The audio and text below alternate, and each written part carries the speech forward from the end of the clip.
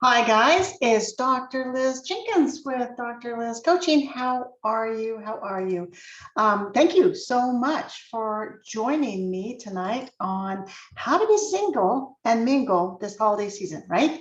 So, so let's just wait a few minutes as people start to hop on, and we're gonna have some fun tonight. We're gonna be talking about how you can manage and navigate and not only manage, but excel and have a wonderful, wonderful, wonderful time this holiday season. Okay, so let's go. Let's do this thing, right? So,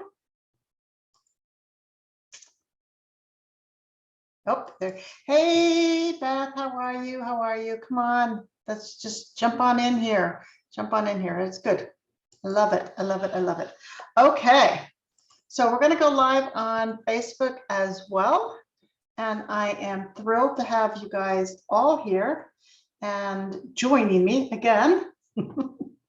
I'm Dr. Liz with drlizcoaching.com. And thank you so much. I love it. Just drop your comments in the chat and we are so ready to go. So. All right. Yay. So I see, Beth, you here? And Cheryl, you joined us. Excellent, excellent. Okay, so we're going to just jump right on in, all right? And I'll tell you the reason, kind of, not the reason, but one of the reasons why I hear so much about how the holidays suck or could suck. Because I've heard some of my folks talk about it being the third wheel. I remember in my single years where it felt a little awkward, felt a lot awkward to like invite myself in or, have that empty chair sitting next to me. But you know what? We're past that. And so I'm going to teach you how to be single, how to mingle this holiday season, maybe find someone special in life.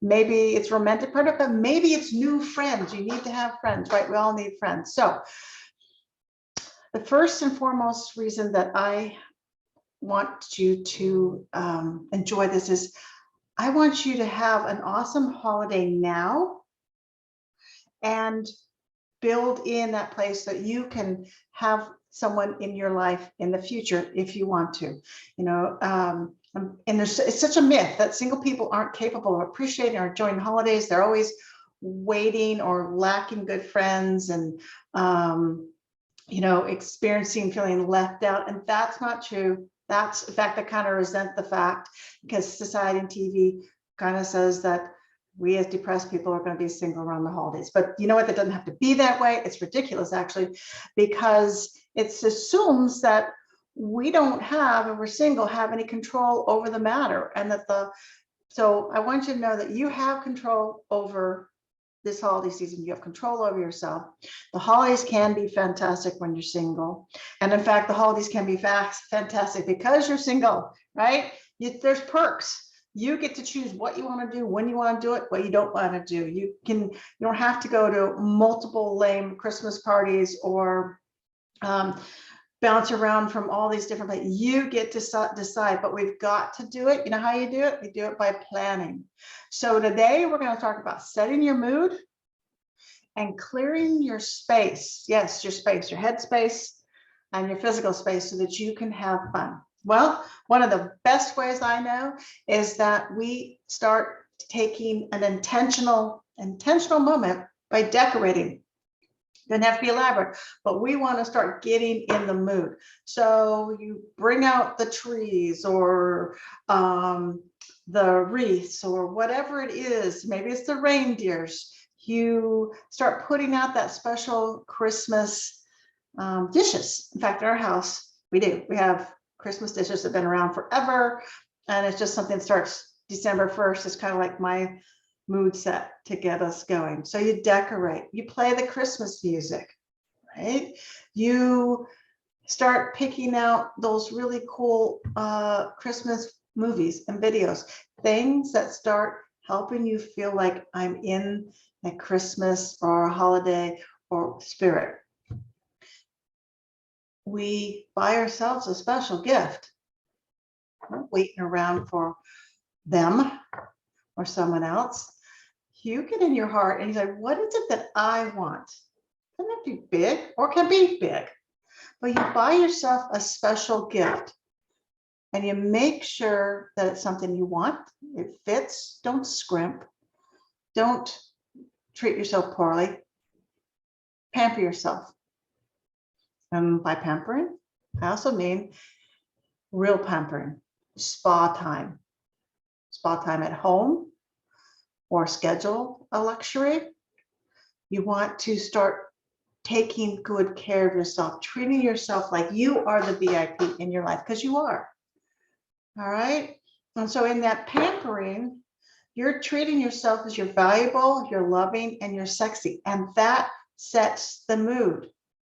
When we start treating ourselves as valuable, when we start showing up as value and valuable, there's a shift, there's a power. We start opening ourselves up.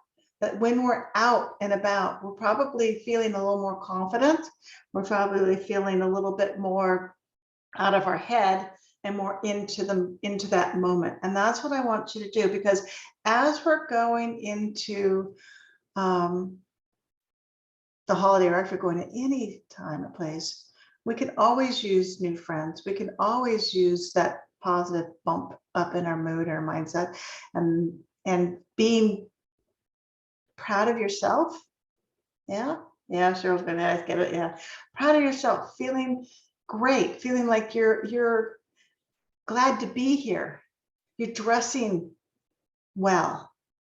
You know, just like, well, nobody's going to see me, it's no big deal. Or there's nobody out there, it's no big deal. No, you dress up, you take yourself nice, you know, even if it's clean jeans and a nice shirt. Maybe you spray the perfume on if you like perfume. I don't know. But you'll become deliberate and intentional, and you're treating yourself and you're talking to yourself that you are valuable, you are important. Because whether you want somebody, that special person in your life or not, you want to present yourself, and you want to collect people in your life that know you're valuable, that admire, respect, and want to be in your circle and want to be your friends. Okay.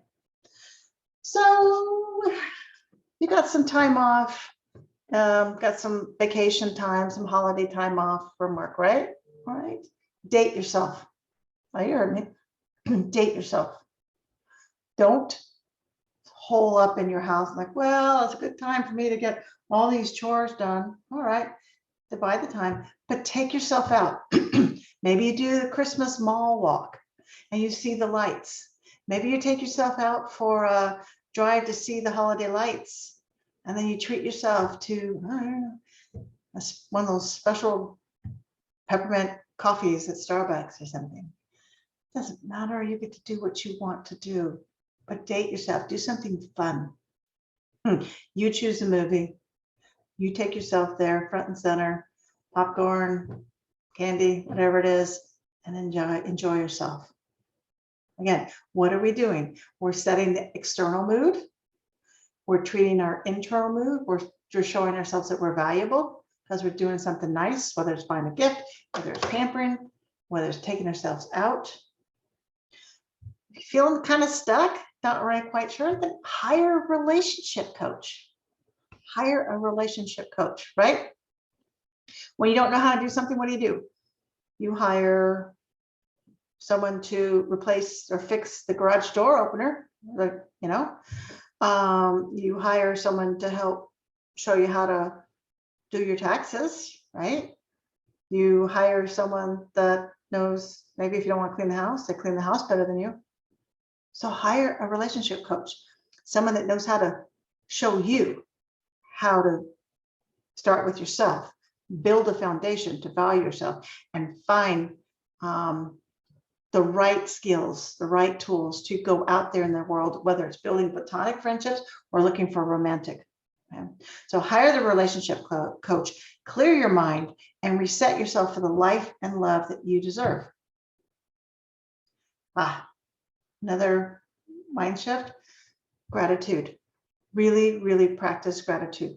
Look around you every single day. Wake up and think, what do I have to be thankful for? What do I have to be grateful for? I'm grateful for you guys. I have someone that will listen to me. And so I can share my years of personal experience being single, professional experience of working with all the ladies in my clients and coaching clients and things. But the act of showing gratitude, of practicing it, it's a big shift in the focus. We make and shift the neurotransmitters, our energy, our vibe is going to feeling good. Our focus is out there looking for the good. Maybe, maybe you've one of those ones that you never really think about something until you're ready to buy it, right? And so maybe you're looking at this, you're like, hey, I've got to replace my car. And I'm really thinking about, I don't know, an economical SUV. And so all of a sudden, you're starting to notice SUVs. Nice body style, nice body style. Ugh, no, okay. Before that, these same cars were on the road with you and they were invisible to you. They were there. You just weren't focusing on them. But when you become deliberate, mindful, and you have that desire, you have that need, that experience, guess what? They materialize. So when you're practicing gratitude, how do you think that plays out? Very much like that. When you're looking for the good and you're thanking the good things, more good things come to you and you notice them. That means you're going to also collect and attract good, nice people in your life because you're going to be spotting them, seeing them, and your energy is drawing them in. Okay. Mindset shift again. You are a party of one, okay? And your needs, your plans, your desires are just as important as everyone else. You are not disposable. You don't have to shrink. You don't have to accommodate. And I would most definitely ask you to don't let others change your plans for theirs or your plans for the larger group. You can stand in there, stand up, be assertive and say, hey, that's not going to work for me. All right. So let's say maybe you don't like driving at night. That's just kind of like, no, I don't want to do that anymore. And so the afternoon party keeps getting pushed out. The family or friends are saying, no, this is not going to work for this person. They've got to take their kids over here, and that's not going to work for this person. And such and such doesn't get off work now, so we're just going to keep pushing it. And all of a sudden, the party's like, starts at 7, 8 o'clock at night, and it's dark. It's wintertime. And maybe you live in an area where it's not really safe with snow, or maybe there's, crime, or maybe you just don't like driving at night. You can speak up. Your needs are just as important. Your preferences are just as important as all those others. But the tendency is for a lot of folks that they either acquiesce and say, oh, okay, that's all right, or people just put it on you. Like, hey, it's just one of you and you're an adult, you can flex. We can't flex. We have kids, or we have critters, or we have whatever. You count too, right? Maybe we're talking about kids. Maybe you're single with kids. Maybe you've divorced or separated, and now you've got to work those into the schedule. And maybe your ex has remarried or is in another relationship or has someone that has other kids, and all of a sudden your plans are continually being juggled or on hold. I get the kids tomorrow night, right? Well, I don't know, because my new sweetheart's kids aren't going to be coming in tonight, so we need to have them tonight and overnight. No.